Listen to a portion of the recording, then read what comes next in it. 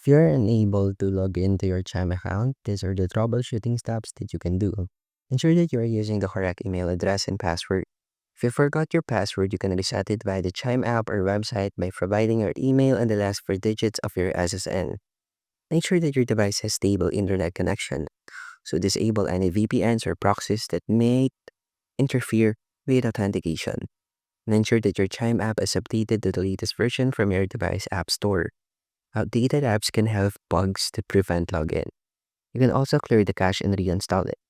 Force stop the app and clear its cache or uninstall and then reinstall the application.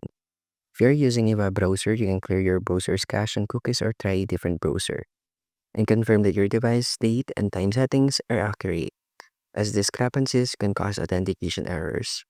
And that's how you can fix if you cannot log in your Chime account. And thank you for listening.